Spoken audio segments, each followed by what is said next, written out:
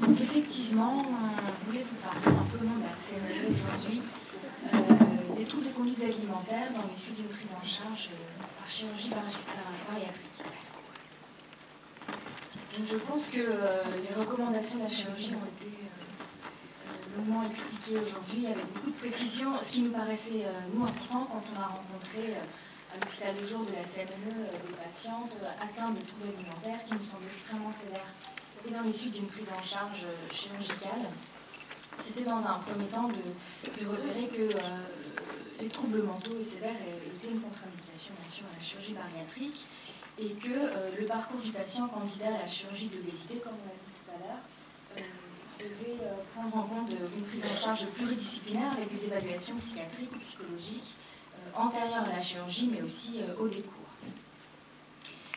Donc là encore, ça a été dit, mais je pense que c'est un point extrêmement important, hein, c'est que l'obésité sévère est associée à des comorbidités extrêmement importantes et que la prise en charge chirurgicale de ces patients conduit à une perte de poids, à une diminution des comorbidités qui sont très sévères et engagent souvent le pronostic vital des patients et donc permet une diminution de la mortalité et une amélioration de la qualité de vie des patients.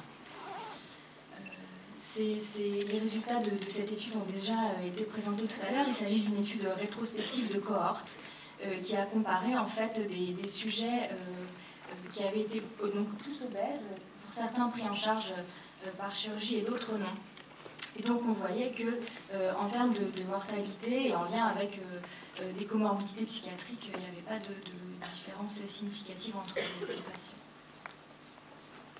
Donc comme on l'a dit, hein, les candidats à la chirurgie de l'obésité rapportent des comorbidités psychiatriques fréquentes. Ça a été discuté, j'ai eu beaucoup d'intérêt à écouter ces discussions, c'est-à-dire que dans quelle mesure le diagnostic de troubles psychiatriques qui peut être réalisé au moment de l'évaluation du patient candidat à la chirurgie de l'obésité pourrait être une contre-indication ou non à la réalisation de l'acte chirurgical. En tout cas, les patients candidats à la chirurgie de l'obésité ont plus de troubles de l'humeur, hein, ça a été dit, de troubles anxieux, et concernant les troubles des conduites alimentaires, surtout le binge eating disorder, avec des chiffres variables entre les différentes études. Quand on a vu arriver des patients qui avaient été pris en charge pour une chirurgie de l'obésité à notre hôpital de jour de la clinique de la maladie mentale et de l'encéphale, qui prend plus classiquement en charge les patientes atteintes de boulimie ou d'anorexie mentale, on s'est posé la question vraiment centrale qui était à partir de quel moment on peut parler d'un TCA chez ces patients, sachant que la prévalence, la nature, les caractéristiques cliniques des troubles des conduites alimentaires post-chirurgie bariatrique sont extrêmement mal connus.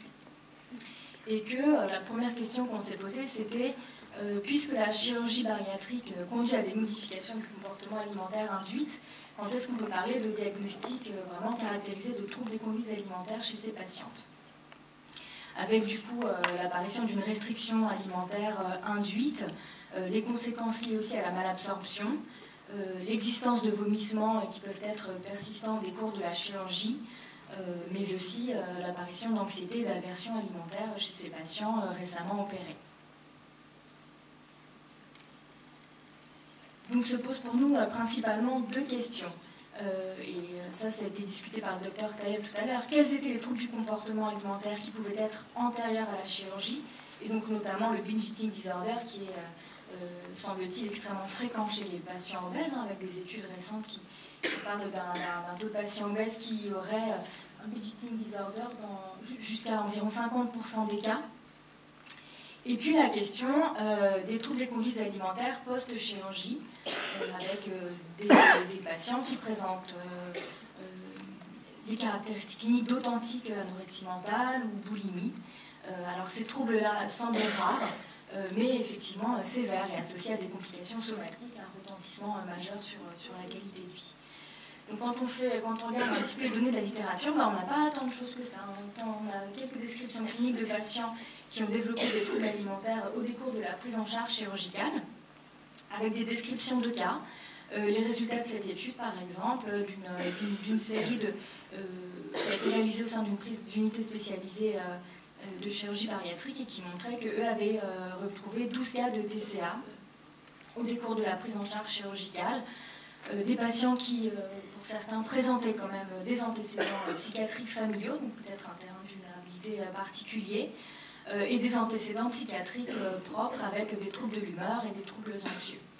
Et donc il nous donne un détail des caractéristiques cliniques de ces patients et les diagnostics DSM-4, DSM-5 de troubles alimentaires qui ont été faits au décours de la chirurgie bariatrique. Alors, nous, ce qui nous a vraiment posé question, c'est que quand on parle d'anorexie, de boulimie, de binge eating disorder, on sait que par rapport aux classifications du DSM, on doit avoir un certain nombre de critères pour poser le diagnostic de trouble. Et puis, chez ces patients qu'on voyait arriver à l'hôpital de jour, on avait par exemple des patients qui avaient une perte de poids extrêmement importante, jusqu'à 50% de la masse corporelle par rapport au poids de départ antérieur à la chirurgie, qui avaient une peur intense de prendre du poids, qui avaient des vraies perturbations de la perception corporelle, qui présentaient des conduites restrictives ou une hyperactivité physique, mais qui finalement ne répondaient pas à tous les critères d'anorexie mentale typiques, avec, pour certaines, la persistance d'un surpoids ou d'un poids normal. De même que pour des patients qu'on pourrait étiqueter de boulimiques, on repérait qu'il restait, par exemple, des vomissements, des conduites de purge. Et pour nous, en tant que psychiatre, c'était difficile de faire la part des choses entre les complications liées à la chirurgie de l'obésité, avec la restriction du volume gastrique, un patient qui aurait du mal à adapter les quantités de ses repas, ou alors d'authentiques conduites de purge chez ces patients. Donc c'est vrai que il y a eu un biais à ce moment-là, parce que les patients qu'on voit arriver à l'hôpital de jour sont des patients qui nous sont adressés parce que probablement plus sévères et que les conduites alimentaires de ces patients sont le plus souvent extrêmement perturbées.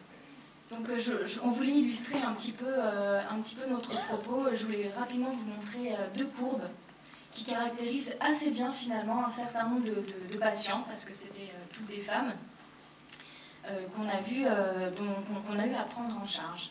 Et ce qui nous a paru important, c'est que très souvent, alors là il manque les points intermédiaires entre 1977 et la fin des années 90, et que probablement que les choses n'ont pas été aussi linéaires, et que c'était une patiente qui a eu quand même pas mal de variations pondérales et des conduites alimentaires très probablement antérieurement perturbées. Mais quelque chose qu'on a pu repérer à plusieurs reprises, c'est que chez ces patients qui présentent donc une obésité extrêmement sévère, avec un IMC à 65 pour cette patiente, la première prise en charge qui a pu être proposée était celle de la gastroplastie. J'ai appris beaucoup de choses tout à l'heure grâce au professeur Scotté, mais en tout cas la diminution du volume gastrique, et qui avait conduit à ce moment-là chez ces patientes à une perte de poids extrêmement importante. Et puis, nous, de manière rétrospective, ce qu'on observe, c'est quand même la réapparition d'un binge eating disorder qui était probablement antérieur à la première prise en charge chirurgicale. Et vous voyez là, de 2001 à 2006, une reprise de poids relativement importante, et une reprise donc chirurgicale secondaire avec la réalisation d'un bypass qui a pu conduire à une perte de poids extrêmement significative. Donc nous, au moment où on voit arriver cette patiente, elle a un IMC normal à 20, mais présente un trouble alimentaire extrêmement sévère, à type d'anorexie mentale. Donc là encore, pas classique au sens où on ne voit pas quelqu'un de maigre, mais quelqu'un qui a perdu extrêmement de poids, qui est dénutri, et qui a d'authentiques préoccupations corporelles, qui voudrait perdre davantage de poids, qui a une sélectivité alimentaire, qualitative, quantitative, et qui ressemble beaucoup à nos patientes à troubles alimentaires. Et effectivement, des vomissements, des conduites de purge chez cette patiente. Donc je vous montre une patiente qui ressemble beaucoup à la première patiente qu'on a vue, et à d'autres encore, avec encore une fois cette histoire de variation pondérale importante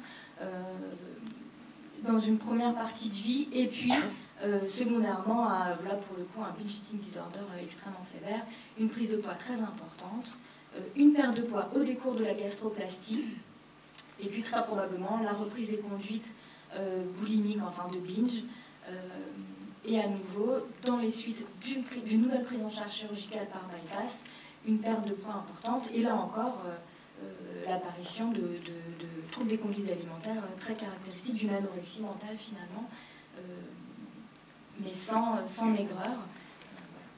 On a aussi vu des patients qui présentaient le même type de profil clinique, et puis quand on les prend en charge, ce sont des patients qui sont encore obèses, avec un IMC très élevé, mais des paramètres nutritionnels des paramètres biologiques de dénutrition authentique. Donc on se pose quand même la question d'une sous-évaluation des TCA après chirurgie bariatrique. Est-ce que certains de ces patients ne sont jamais vus en consultation? Parce que ceux qu'on voit finalement, ce sont vraiment les plus sévères. Avec peut-être l'apparition ou la réapparition d'un budgeting disorder préexistant à la chirurgie, bien sûr, puisqu'on imagine bien qu'un grand nombre de patients obèses ont ce trouble alimentaire, et que c'est le trouble alimentaire le plus fréquent. Sachant que les formes classiques d'anorexie mentale semblent rares, mais qu'elles existent. Donc on peut se poser la question de formes subsyndromiques de TCA chez ces patients.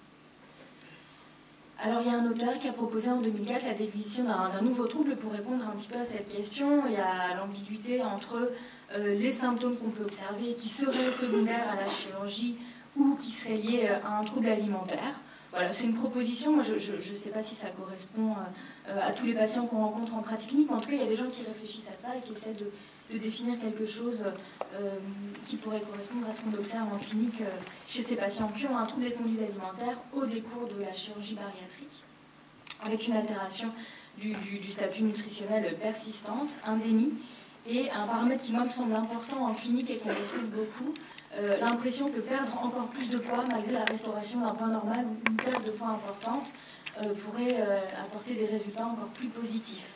Ça, je trouve qu'on le voit beaucoup chez nos patients, et malgré l'évidence du contraire. Voilà. Donc juste pour conclure et pour finir, on voulait vous proposer de vous montrer un petit peu quelles sont les évaluations que nous on propose à ces patients qu'on reçoit pour essayer un peu de caractériser le trouble alimentaire et voir au décours quelles sont les prises en charge qu'on peut leur proposer, avec l'élaboration bien sûr d'un programme de soins individualisé, l'intervention de nombreux intervenants. On en a déjà discuté à la pause café tout à l'heure. Je pense qu'il y a pas mal de personnes qui ont des idées d'échelle, d'auto-questionnaires, d'hétéro-questionnaires qui peuvent être réalisés pour nous aider à repérer ces patients et à mettre en place les prises en charge adaptées. Donc voilà, nous ce qu'on fait classiquement, c'est qu'on évalue vraiment les dimensions cliniques et psychopathologiques caractéristiques des patients qui ont des troubles alimentaires. Donc ça, ce sont des auto-questionnaires, hein, avec le AT40 et la BITE, qui, elle, explore plus les dimensions en lien avec la boulimie. On évalue aussi, donc, avec le BSQ, le Body Shape Questionnaire, l'intensité des préoccupations corporelles chez ces patients. On évalue les comorbidités dépressives et troubles déficit de l'attention avec la BDI, la SRS et la VURS. Et puis, on fait aussi le DI2, Eating Disorder Inventory, qui étudie en fait les différentes dimensions en lien avec les personnes qui présentent des troubles alimentaires. Et donc, c'est pas du tout un questionnaire à visée diagnostique, mais qui permet surtout d'évaluer la sévérité, l'intensité des troubles, et puis qu'on peut faire à différents temps et qui permet de suivre le patient. Donc c'est vrai que c'est un outil qui peut être assez précieux parce qu'on a quand même les normes attendues pour des personnes témoins et des personnes qui auraient des troubles alimentaires. Donc les dimensions étudiées sont le désir de minceur, la boulimie, l'insatisfaction corporelle, l'inefficacité, le perfectionnisme, la méfiance dans les relations interpersonnelles, la conscience interoceptive, la peur de la maturité, l'ascétisme, la régulation d'impulsivité et l'insécurité sociale. Et c'est vrai que, bon, alors après, c'est pas du tout des échelles diagnostiques, on a beaucoup d'autres outils, et avant tout l'entretien clinique avec les patients pour parler de troubles alimentaires, mais vraiment l'observation dimensionnelle de ces patients nous semble pertinente, d'autant qu'ils ne rentrent pas toujours dans les critères catégoriels diagnostiques de troubles alimentaires. Voilà, donc pour conclure, le TCI, je dis un petit mot sur le TCI. Donc il y a un petit mot sur le TCI qu'on fait aussi passer à nos patients. Donc c'est un auto-questionnaire avec plus de 200 questions et qui étudie en fait des dimensions psychologiques et des traits de caractère. Et donc ça permet de mieux comprendre le fonctionnement global de nos patients et de voir s'il y a un certain nombre de ces dimensions, ces traits de caractère qui peuvent nous faire penser à un dysfonctionnement particulier, voire à un trouble de personnalité. Donc avec la recherche de nouveautés, l'évitement du danger, la dépendance à la récompense, la persistance, la détermination, la coopération et la transcendance. Donc ça permet de mieux comprendre le fonctionnement de personnalité de nos patients. Voilà, donc pour conclure, la majorité des patients ne développent pas de troubles alimentaires sévères ou du moins caractérisés, mais reste un peu la question de à partir de quand est-ce qu'on peut parler d'un trouble alimentaire, de sévérité de ce trouble alimentaire. Et donc il semble important, et ça on l'a dit et redit, d'identifier les facteurs qui pourraient favoriser les TCA en post-chirurgie bariatrique, avec les antécédents, l'histoire du patient bien sûr, mais aussi les antécédents familiaux, les altérations de l'image corporelle, les comorbidités psychiatriques, le statut psychosocial, enfin toutes ces évaluations qu'on fait tous. Et puis la question de la cinétique de la perte de poids, hein, je pense que ces deux courbes qu'on nous a montrées avec l'idée d'une première perte de poids, de la réapparition des conduites de binge, la réopération, et là c'est à ce moment-là qu'on voit les patients les plus sévères qui développent un vrai trouble alimentaire type anorexie mentale avec conduite de purge. Voilà, donc nous on se pose un petit peu cette question-là, et puis bien sûr proposer des prises en charge individualisées, préventive, mais aussi au décours de la chirurgie et pluridisciplinaire. Je vous remercie de votre attention. Vous avez été courte et efficace, merci. Donc on va peut-être prendre 2-3 questions pour vraiment coller au sujet.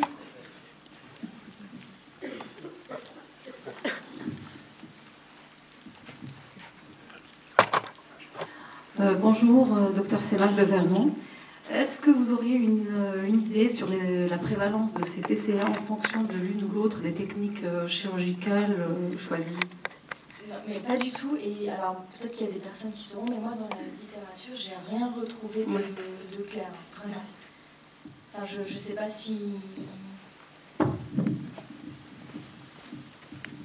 Parce qu'on me posait déjà tout à l'heure la question en fonction des antécédents psychiatriques ou des comorbidités, le choix de la technique, hein, enfin, par rapport au binge. Je crois qu'avant de conclure cette question, il faut vérifier qu'il n'y ait pas de complications d'intervention chirurgicale avant de conclure qu'il y a un trouble du comportement alimentaire. Est-ce que ce trouble du comportement alimentaire est lié au patient ou est lié au montage chirurgical? Il faut faire la part des choses. Et en particulier les gastroplasties, telles qu'on faisait les gastroplasties de Mason, ça a entraîné une telle restriction alimentaire que les gens ont modifié leur comportement alimentaire, ils buvaient que du liquide sucré par exemple, et donc reprenaient du poids. C'est ce que vous avez montré dans vos deux courbes. Je ne suis pas sûr que ce soit des troubles du comportement alimentaire qui soient liés au patient, mais plutôt liés à la technique chirurgicale, puisque quand on transforme en bypass, on fait disparaître finalement et les gens reperdent du poids. Donc je crois qu'il faut, avant d'incriminer absolument des troubles psychiatriques ou des troubles du comportement alimentaire chez le patient, éliminer une complication liée à l'intervention chirurgicale, telle qu'une sténose de l'anastomose par exemple, qui peut entraîner des vomissements, sans pour ça que les patients aient des troubles eux-mêmes du comportement alimentaire. Bien sûr, et on peut aussi avoir les deux. Et nous, on voit des patients Tout à fait, on peut avoir les deux. Qui vont comme ça avoir des stratégies d'ingestion hautement calorique, mais de grande quantité, des conduites de purge ou des cours. Et on a été amené à réadresser des patients en consultation chirurgicale pour faire des desserrements d'anneaux, des choses comme ça. Donc, Pierre Deschamps, merci pour l'accent sur ce point important qu'on voit quand même assez fréquemment, surtout quand les patients, malheureusement, n'ont pas bénéficié en préopératoire d'une prise en charge médicale optimisée, hein, et où éventuellement il y a eu peu ou pas d'intervention sur le comportement alimentaire, de repérage, etc. Alors, une petite remarque par rapport à ce qui vient d'être dit, effectivement, la grosse différence entre l'anneau ou le Mason qu'on ne fait plus et les autres, c'est que par définition, dans un anneau et un Mason, on induit une hypergréinémie réactionnelle. Et donc, quelque part, ces techniques chirurgicales fabriquent de l'hyperphagie compensatrice, c'est un mécanisme d'adaptation à la perte de poids. Et donc, chez quelqu'un qui est déjà un petit peu fragile sur le plan de la compulsivité, ça n'arrange pas les choses. Bon, parenthèse, mais après, le problème majeur que vous avez raison de souligner, c'est la sensibilité de nos outils diagnostiques. Or, à l'évidence, les critères diagnostiques, au moins DSM-4, n'étaient pas du tout adaptés à des gens, forcément, pour qui on parle de 45 ou 50 de DMC. Le nouveau critère DSM-5 sur l'inadéquation entre les apports alimentaires par rapport aux besoins est plus pertinent dans cette population-là. Et effectivement, on a de plus en plus d'obèses dénutris en général, et en post-opératoire en particulier, quand la perte de poids est trop rapide. Et donc, effectivement, la cinétique de perte de poids sur les 3 premiers mois, quand on les revoit qu'ils ont perdu 20 ou 30 kilos en 3 mois, on dit c'est pas normal, c'est trop vite. Et c'est soit qu'il y a un problème technique, comme a dit Michel, soit qu'effectivement il y a une dérive anorexique fortement restrictive. Alors, nous, on a, comme vous savez, donc, travaillé il y a quelques années sur la validation du SCOF français, avec 2 études de validation en population générale à risque et puis en population clinique, qui est quand même très très efficace, très sensible, très spécifique, avec les critères des SM4 pour le coup à l'époque de référence, mais manifestement une seule réponse, avec 2 réponses positives, qu'on est très très sensible et spécifique, mais avec une réponse positive au SCOF, ça met déjà vraiment la puce à l'oreille sur l'existence d'une dimension obsessionnelle ou de perte de contrôle ou de préoccupation excessive sur le poids et l'alimentation. Et ça permet, je trouve, assez bien de repérer les troubles du comportement alimentaire qui sont tous atypiques. Évidemment, ils ne rentrent pas dans les cases. Et c'est quand même, je pense, des vrais TCA. Oui, c'est vrai qu'on a besoin de partager ces informations-là pour essayer d'avoir les outils de dépistage les plus performants et aussi en post-chirurgie. L'avantage du SCOF, c'est que ces 5 questions, ça prend 2 minutes à peine. On le glisse dans la conversation au milieu de l'interrogatoire, l'air de rien. Et puis on se fait vite sans sa petite idée. On aimerait bien pouvoir faire tous les questionnaires à chaque fois, mais... Un dernier petit commentaire, si je peux me permettre. J'étais assez frappée par les courbes des 2 patientes que vous avez montrées. Et finalement, ce qui les rejoint un peu, c'est qu'il y a eu aussi, après la chirurgie, une longue histoire. C'est-à-dire qu'il y a eu d'abord une gastroplastie, une réintervention, une bypass, puis à nouveau on retravaille la poche parce qu'elle reprenait du poids. Et je pense que là, ça illustre bien le fait qu'il faut être très vigilant aux transformations d'une technique à l'autre, avec vraiment une réévaluation comme on ferait pour la première évaluation, et qu'on ne doit pas faire un bypass parce que de toute façon elle a déjà eu une gastroplastie, elle a déjà été évaluée et qu'il faut réévaluer à chaque fois les situations. Et je pense que ça c'est vraiment quelque chose de majeur. Et alors peut-être que je me trompe, mais moi je me disais que justement la reprise de poids au cours d'une première prise en charge peut d'autant nous rendre vigilants que... Tout à fait.